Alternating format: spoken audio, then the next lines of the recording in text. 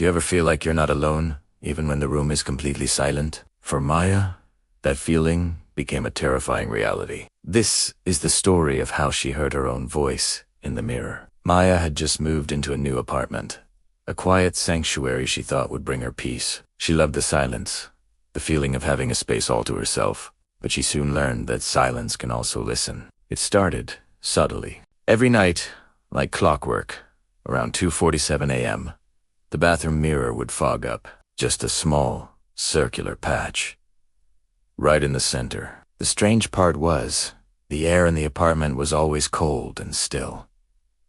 There was no steam, no humidity, nothing to explain it.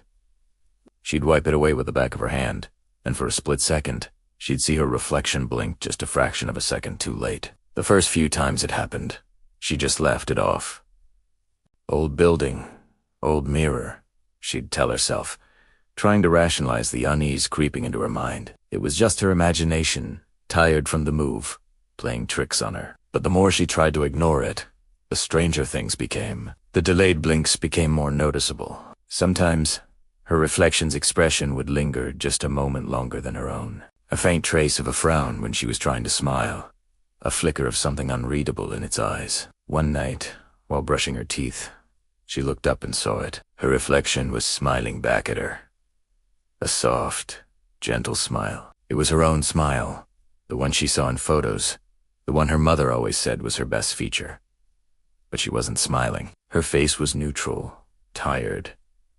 The reflection held the smile, its eyes fixed on her.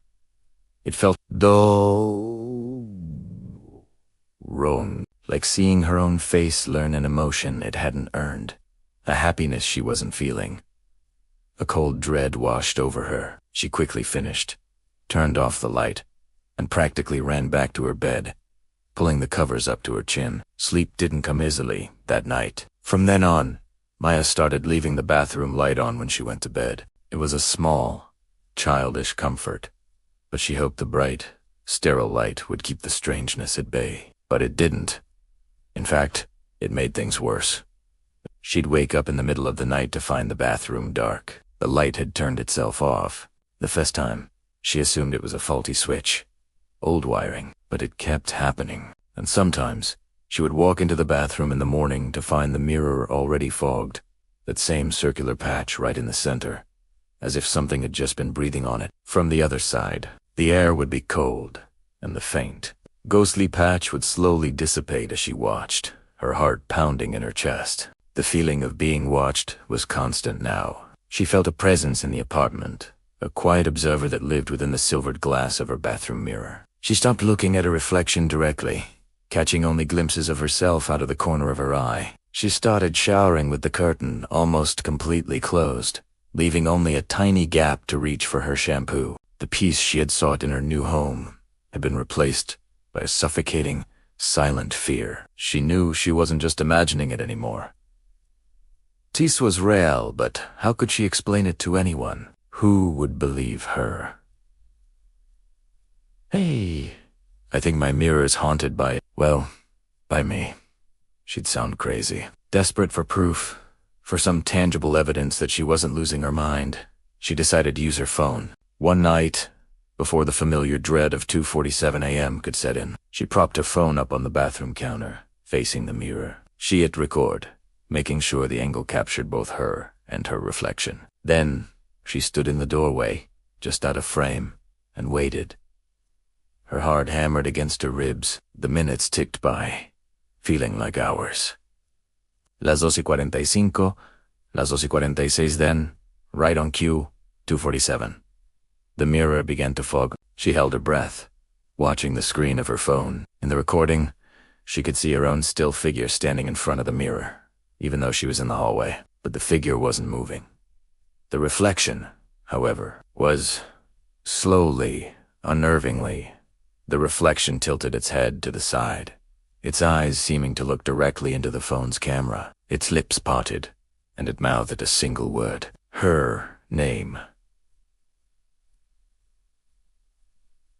Maya. A silent scream caught in her throat. She snatched her phone and fled the apartment, spending the rest of the night in her car, shaking uncontrollably. She didn't dare look at the recording again until the sun was high in the sky, its warm light a stark contrast to the cold terror of the night. With trembling hands, she played the video. She turned the volume all the way up. As the reflection mouthed her name, a faint, raspy sound came from the phone's speaker. A whisper. It was her own voice, but distorted, airy, as if coming from a great distance. And it said, clear as day, "You're not the one who woke up."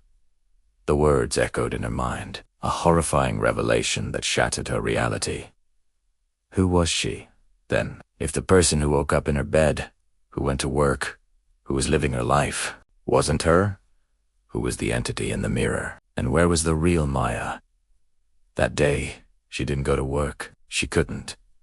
The whisper from the video played on a loop in her head. She found herself drawn back to the bathroom, back to the mirror. Her neighbor later told police she saw Maya standing in the bathroom doorway for hours, just staring.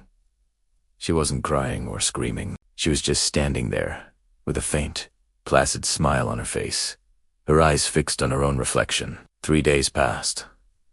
Her boss called, then her friends, then her family. No one could reach her. Worried, her neighbor called the building manager after hearing a strange, continuous humming sound coming through the vents. When the police finally broke down the door, they found the apartment eerily neat, almost untouched.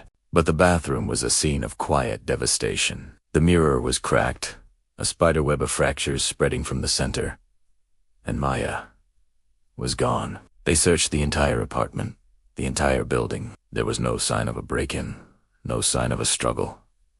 She had simply vanished. The only clue they found, the one detail that baffled investigators for years to come, was a perfect set of fingerprints. Her fingerprints. But they weren't on the outside of the broken glass. They were on the inside. What truly happened to Maya? Was she pulled into the mirror? Or did something else come out? We may never know, but it makes you wonder about your own reflection. The next time you look in a mirror, look closely. Are you sure the person looking back is really you? Thanks for watching. If this story sent a chill down your spine, hit that like button and subscribe for more tales from the shadows. Stay safe, and maybe avoid old mirrors.